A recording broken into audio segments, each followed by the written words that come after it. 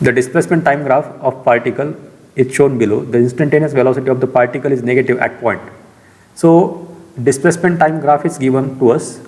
We need to find out the instantaneous velocity of the particle in negative at point. So at which point the velocity is negative? Now let us see our diagram.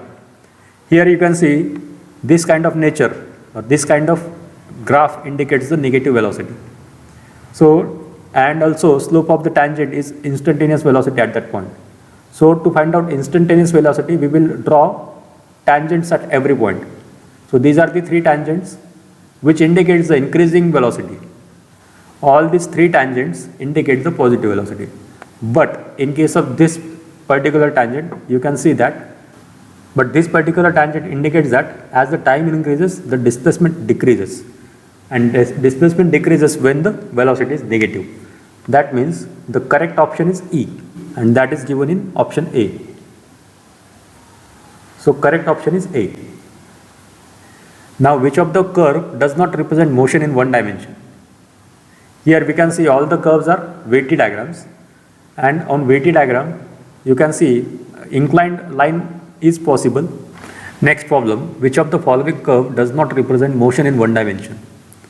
So motion in one dimension should not be represented by this graph.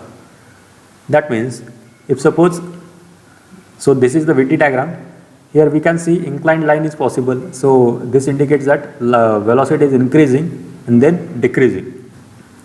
This particular option indicates that velocity is increasing in polynomial, and this also indicates that velocity is increasing in a sine wave type of curve. All these three diagrams are possible. But in this case, you can see that on the same time,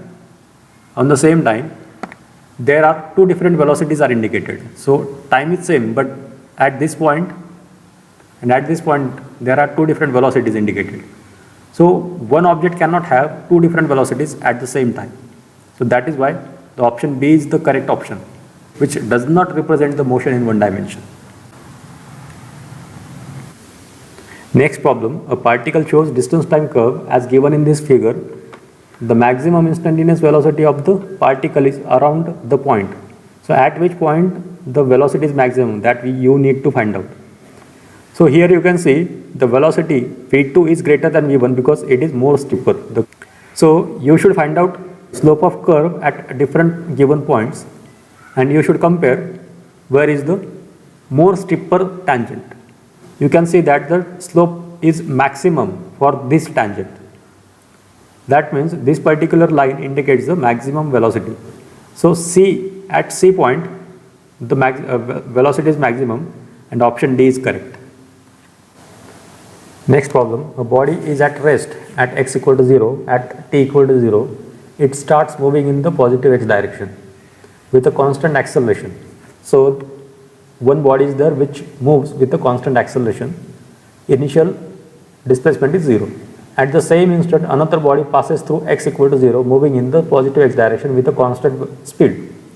So one body is there which moves with a constant speed from the position where x equal to 0. The position of the first body is given by x1 of t after time t, and that of the second body by x2 of t. So x1 and x2, these are the two positions are given.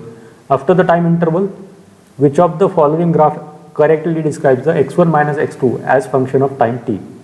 So it is just a subtraction of two different displacements of the two different bodies, in which one body is moving with acceleration and one body is moving with constant speed. We have our xt diagram like this.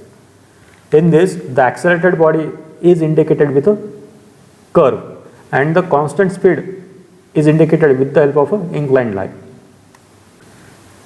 Now let us take an example. One car is moving with acceleration. So this particular car will be accelerating, and this second body is moving with constant speed. Here you can see what happens. You can see that this first car is increasing the velocity, whereas the second car is not increasing the velocity. Again, observe the thing that when the motion is starting, this car is ahead of the first car. So here again you can observe that x1 minus x1 is lesser than x2 for some duration. That is why this will become x1 minus x2 will be negative for some duration. While starting, both are at the same position, that means x1 minus x2 is 0. But for some duration it is going ahead. That is why for some duration you can observe that it is becoming, or the x1 minus x2 is becoming negative. And after that this car goes ahead and x1 minus x2 becomes positive. So for some duration it is negative and after that it becomes positive. So correct option is B. Next problem. A body starts from rest at time t equal to 0. The acceleration time graph is shown. So acceleration time graph is given. The maximum velocity attained by the body. So maximum velocity attained by the body, if you remember the acceleration time graph, you know that surface area under AT diagram is change in velocity. So maximum velocity attained by the body will be the whatever the change is happening, and that is indicated by the surface area which is under the AT diagram. So surface area under AT diagram will be considered only this triangular surface, in which the height of the triangle is 10 and base of the triangle is 11. So velocity will be equal to surface area under AT diagram, and surface area is half of base into height, because this is right angle triangle. Base is 11 seconds, whereas height is 10 meter per second square. Two values are indicated on the graph. So we will put these values in this equation.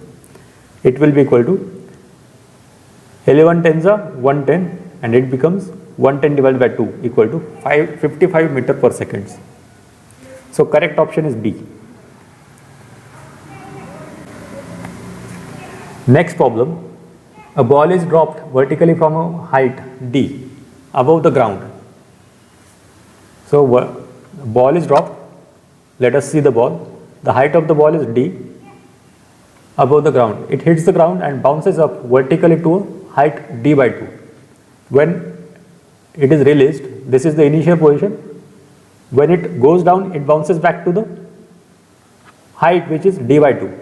So earlier the height is d and then it becomes d by 2. Neglecting subsequent motion and air resistance, its velocity v varies with the height h above the ground as. You can see that the height is decreasing. Initially height is decreasing. So in this case height is increasing, so this is not the correct answer. You should observe that the initially velocity is downwards. So initial downward velocity is negative velocity because displacement is decreasing. The velocity is increasing in the downward direction, that means negative velocity is continuously increasing. And after some time the velocity is decreasing in upward direction. That means velocity is positive but it is decreasing. Now we should try to find out the nature of the graph. That means whether it should be a curve or a straight line. To find out that, we have equation of motion for accelerated body, that is equal to v square equal to u square plus 2as.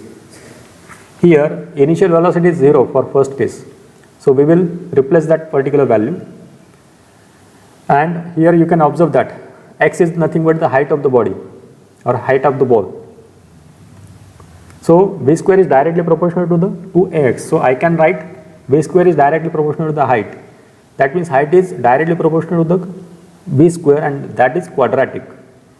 This kind of graph is not linear, it is a curve. It should be curve. That means option A is correct. And that is the final answer.